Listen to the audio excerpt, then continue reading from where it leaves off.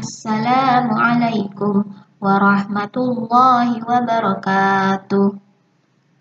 Baik anak-anak, hari ini kita kembali ke pembelajaran tematik. Kali ini kita masuk ke tematik 5D dengan tema sehat itu penting. Untuk hari ini, subtema 1, PB 1, 2, dan 3. Seperti biasa, sebelum kita memulai pembelajaran, say basmalah together. Bismillahirrahmanirrahim.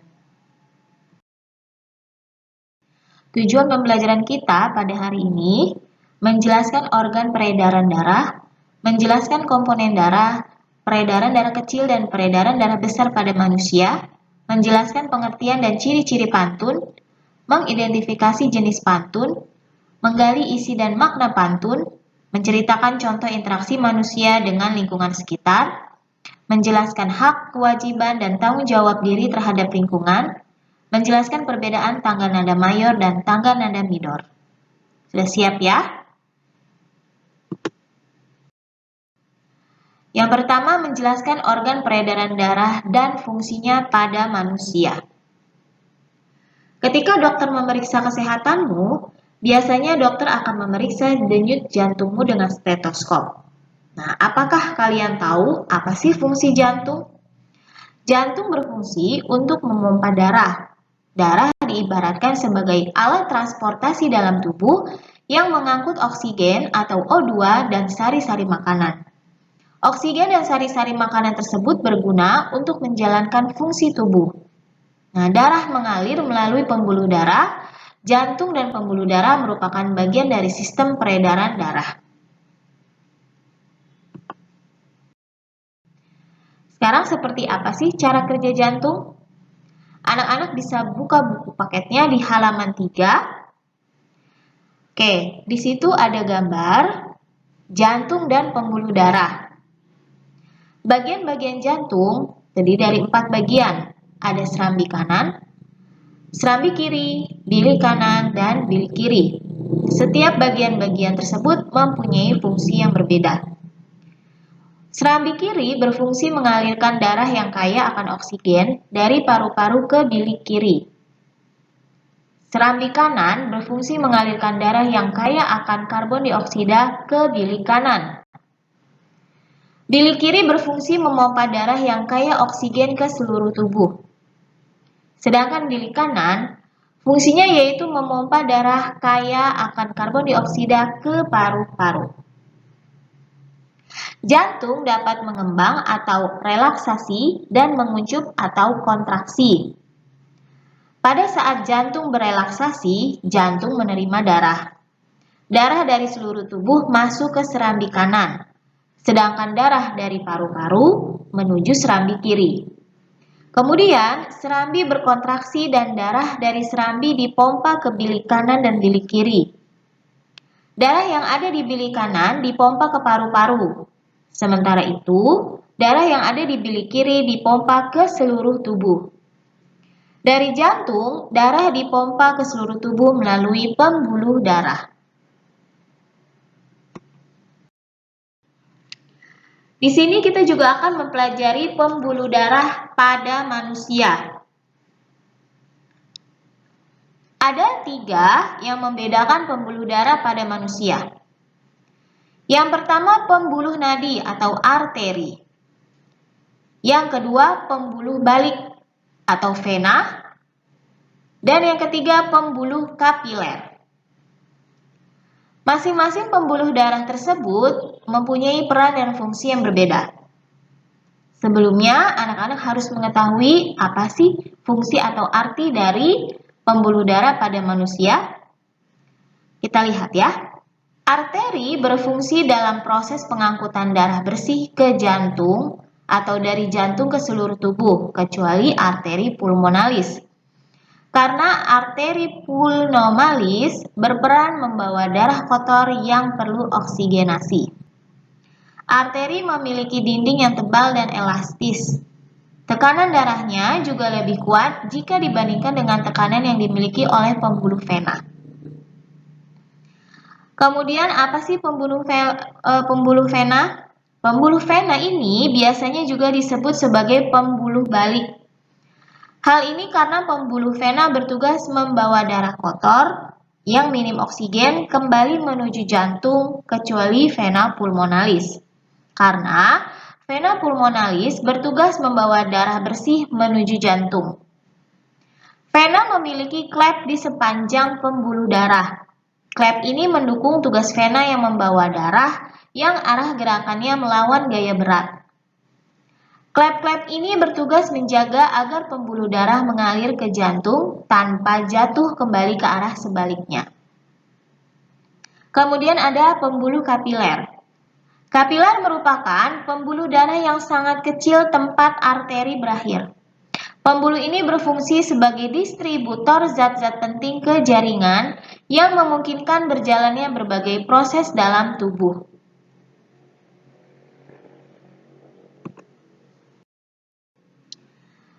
Kita lanjut ke pembelajaran berikutnya.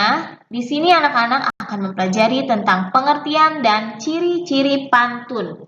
Bisa dibuka di buku paket halaman 4. Pantun merupakan salah satu jenis karya sastra. Pantun adalah bentuk puisi Indonesia Melayu yang tiap baitnya terdiri atas 4 baris bersajak ABAB. Setiap barisnya terdiri atas 8 sampai 12 suku kata. Baris pertama dan kedua disebut sampiran untuk mengantarkan rima. Sedangkan baris ketiga dan keempat disebut isi yang merupakan tujuan atau maksud dari pantun. Perhatikan contoh pantun di bawah ini. Hari Selasa membeli ikan. Belanja banyak terasa berat. Olahraga perlu dibiasakan, jantung sehat, tubuh pun kuat. Kemudian contoh yang kedua. Pergi ke pasar beli pepaya. Pepaya dimakan, tinggal bijinya. Kalau kalian hendak bahagia, usaha dan doa adalah kuncinya. Oke, dari kedua contoh pantun tersebut kita lihat setiap pantun terdiri atas 4 baris. Ya. Nah, kemudian anak-anak bisa melihat di akhir katanya antara baris 1 dan baris 3, baris 2 dan baris 4, mereka sama-sama berakhiran yang sama. Baris pertama, ikan, berakhiran A dan N. Baris ketiganya, dibiasakan, akhiran katanya adalah A dan N. Sedangkan baris yang kedua, berat. Akhir dari katanya adalah AT. Sedangkan baris yang keempat, kuat. Akhir dari katanya adalah AT juga. Nah, inilah yang disebut dengan rima atau baris pertama dan kedua sampiran untuk mengantarkan rimanya. Sedangkan ketiga dan keempat disebut isinya yang bertujuan untuk maksud dari pantun tersebut. Bisa dipahami ya?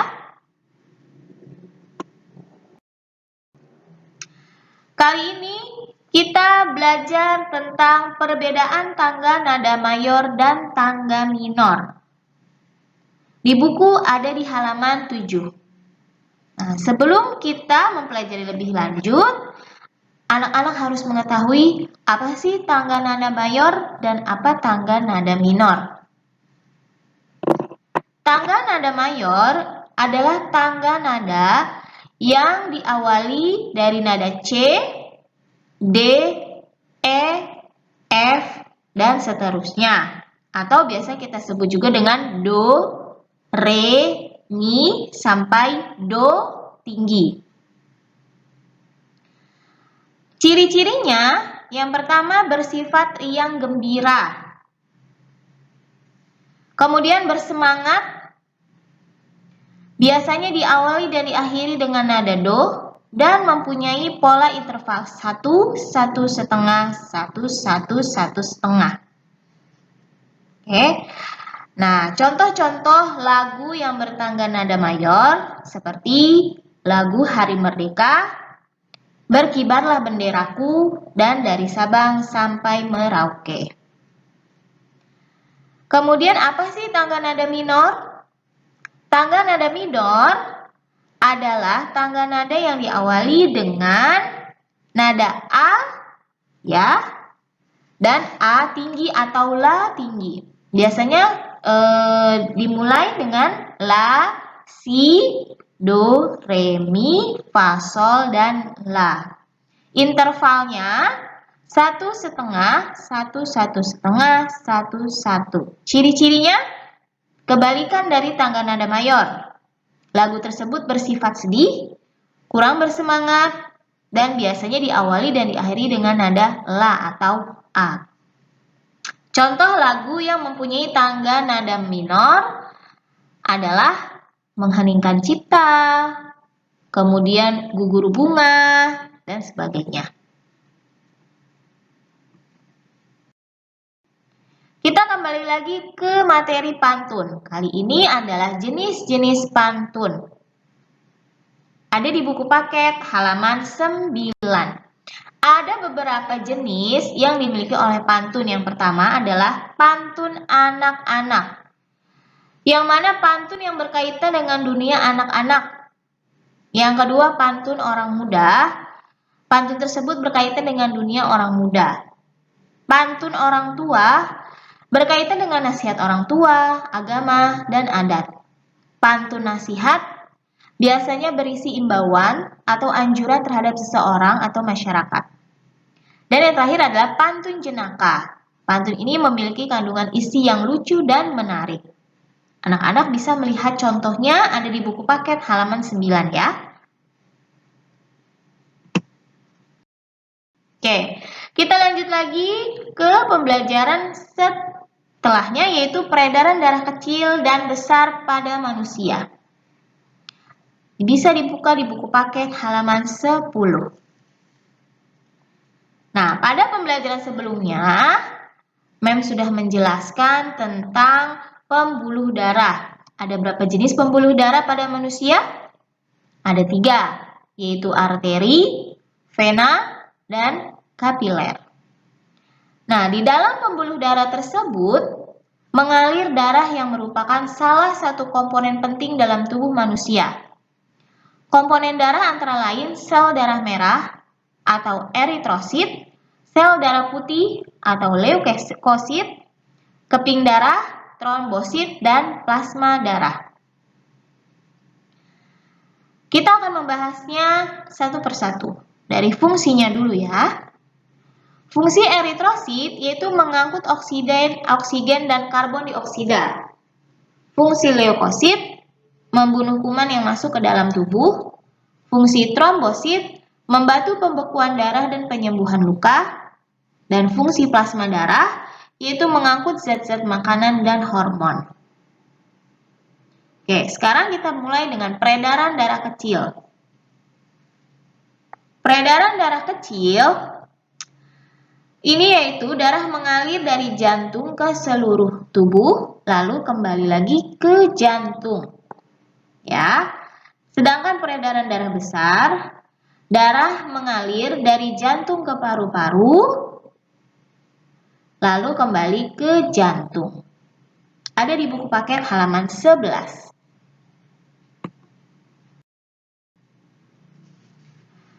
Kali ini kita akan membahas tentang hak, kewajiban, dan tanggung jawab terhadap lingkungan.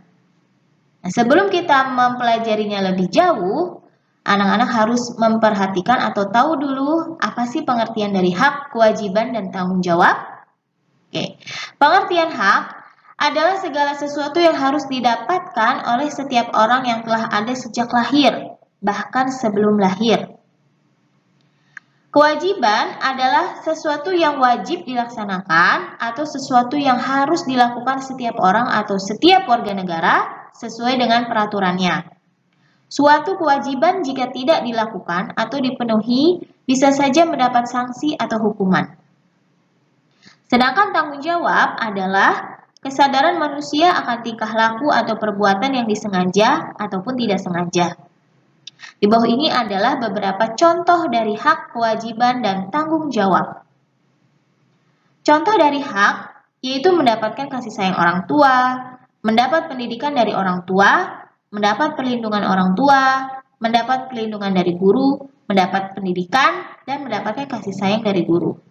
Sedangkan contoh dari kewajiban seperti membantu orang tua, menghormati orang tua, mematuhi guru, mematuhi perintah sekolah, menjaga kebersihan sekolah, dan mendengarkan penjelasan dari guru.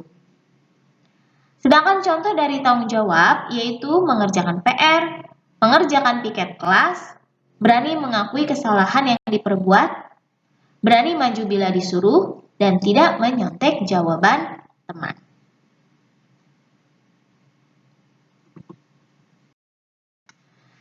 Kemudian interaksi manusia dengan lingkungan sekitar. Setiap individu memerlukan lingkungan untuk hidup. Lingkungan adalah segala sesuatu yang berada di sekitar manusia.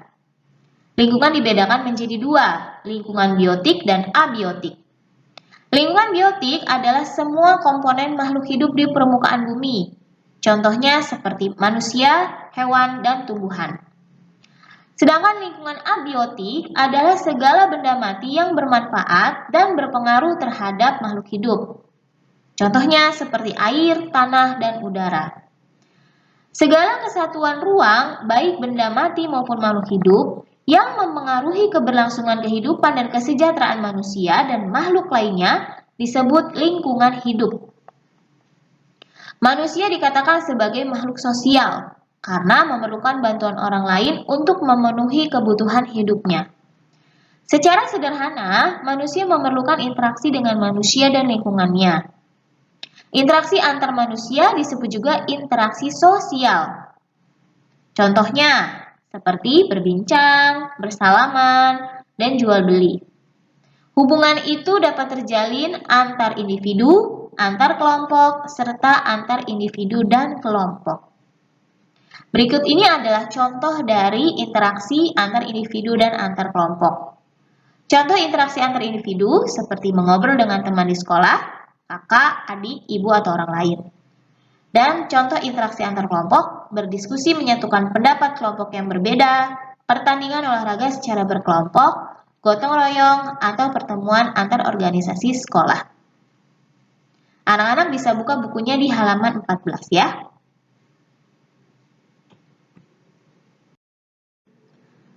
Oke anak-anak, sekian pembahasan materi kita pada hari ini. Semoga dapat dimengerti ya. Kita lanjutkan lagi materi berikutnya di lain hari. Tetap semangat belajar di rumah dan selalu jaga kesehatan. Jangan lupa sholat 5 waktunya. Sebelum mengakhiri, kita say hamdalah bersama. Alhamdulillahirabbil alamin. Wassalamualaikum warahmatullahi wabarakatuh.